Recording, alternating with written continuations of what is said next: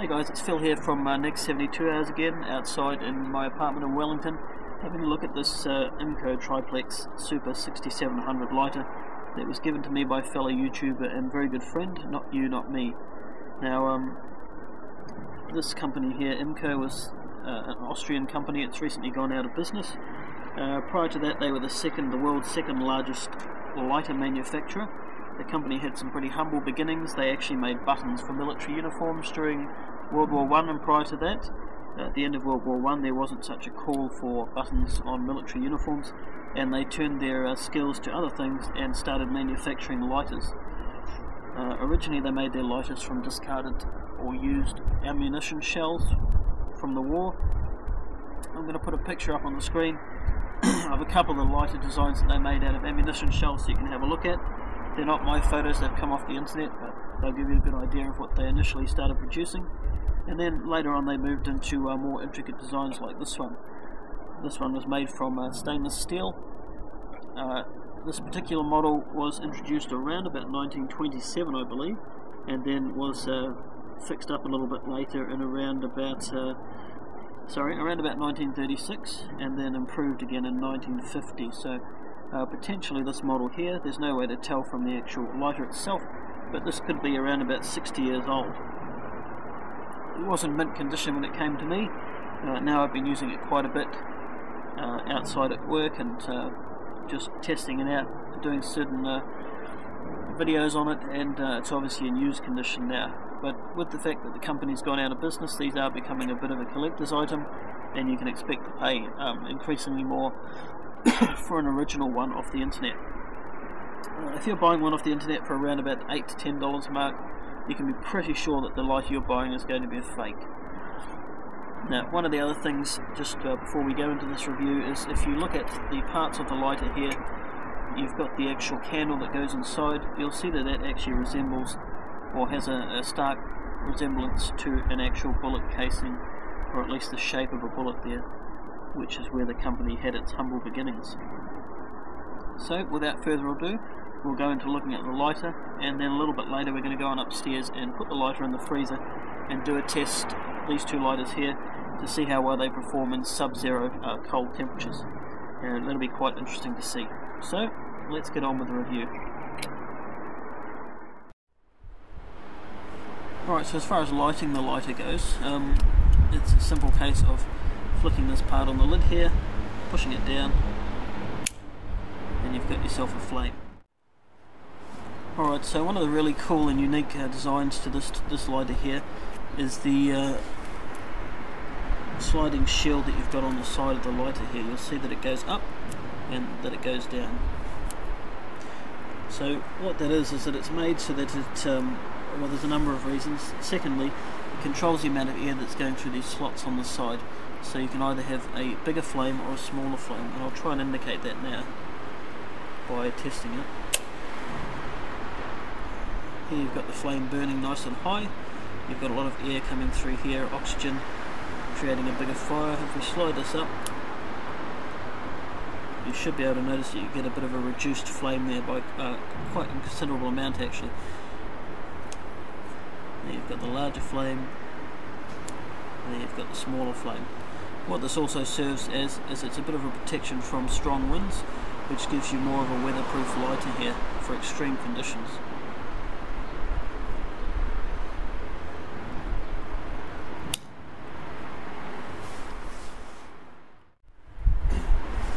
Alright, so as far as fueling this up goes, I'm not going to show you me putting fuel into it because it's full of fuel at the moment, but I'll give you a quick breakdown of how that works. It's a pretty simple process. You basically remove the candle part from the lighter there.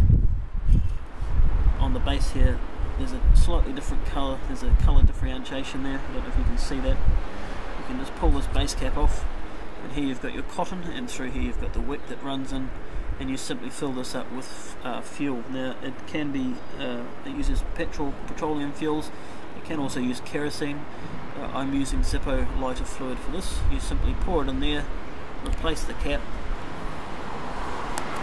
Now that cap aids to stop the fluid from leaking out, and once it's put back into its case here, obviously the lid on the top here stops the or goes a long way to stopping that evaporating off the wick there, which is a pretty cool idea. It's a very, very well designed piece of machinery.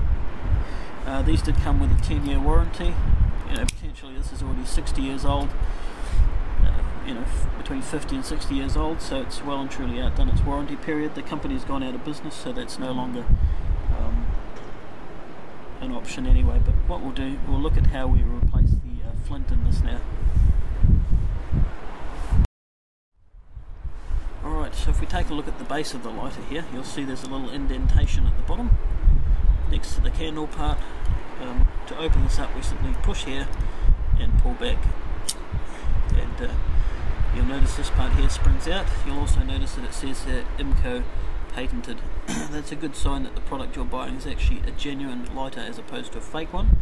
Obviously, with the company being out of business now, these are becoming a bit of a collector's item, and you'll find lots of cheaper ones on TradeMe and eBay, etc., and Amazon around about the $10 mark. You probably can be pretty sure if you're paying $8 to $10 that you're buying a fake lighter there.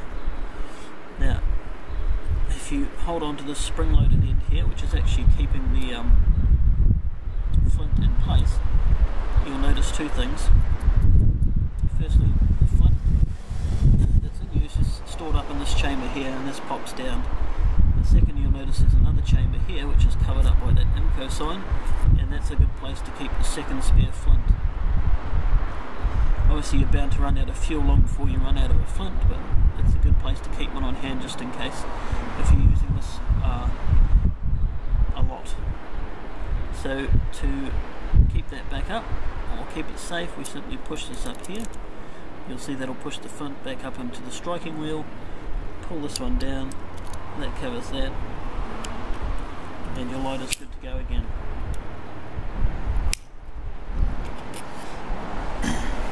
So I really like this type of lighter as opposed to a Bic lighter, although I always keep a Bic lighter with me as well. But this has got a real bit of class to it. It's got a history behind it. It's got fantastic Austrian quality engineering. Austria's up there with Germany as far as the quality goes. It's built to last, and the fact that it's 50 plus years old, potentially already 60, is a testimony to just how well these things were made.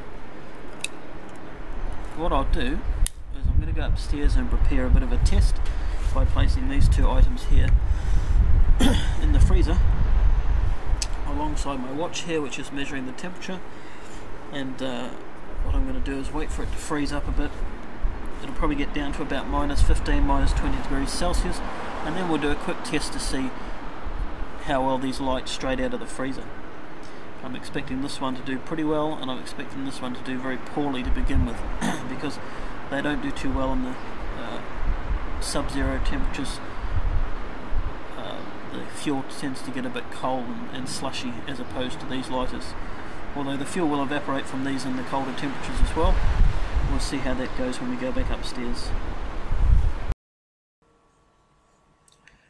Alright, so thanks for joining us. I'm back up in the apartment now, just about to have dinner, and that's going to give me ample time to be able to do this test. I've had to record over this because there was quite a bit of noise upstairs here at the time. But what you can see here is I've got my watch on the left hand side. I'm going to put that in the freezer too. I'm also going to put both of these lighters in the freezer. The Bic lighter I'm expecting will be very difficult, if not impossible to light straight off out of the freezer. You'll see there on the watch it's just registering 26 degrees Celsius, and it's 6:38 PM. By the time this goes in the freezer, it's about 6:45 PM. On the right hand side is the other lighter there, and I'm expecting that should light pretty easily straight off the bat. It is renowned for being very, very reliable, and obviously the fuel doesn't freeze up like the liquid gas in the Bic lighter there. So what we'll do is we'll flick it in the freezer now and come back to this after dinner and see what results we come up with. Alright, so this has been in the freezer now for just under an hour. You'll see from the watch when I open this up that it's -15 degrees Celsius in the freezer. What I'm going to do is take that Bic lighter out first. It's been out for a few seconds, and I'm going to strike it there, You'll see I am pushing as hard as possible and holding the gas down, and there's no flame coming from that whatsoever. You'll see this lighter from the video there that is actually frozen. You can watch it defrost as I'm taking that video, and first strike and we have flames. So very, very reliable indeed, and it shows you the difference between how the two gases react, or two different fuel types react to sub-zero temperatures. Which brings the review of this lighter to an end. These are just a few photos that I've taken of my own lighter on the desk here. I think that if you can get one of these before they become very rare and very expensive, I think you should definitely do it. They make a great everyday carry item, a great gift. They are stylish. I don't think they're going to be out of fashion anytime soon, and they're very, very reliable. So again, thanks for watching. Thanks for your comments, criticisms, queries. Leave them all, and we'll get back to them as soon as possible. Cheers very much.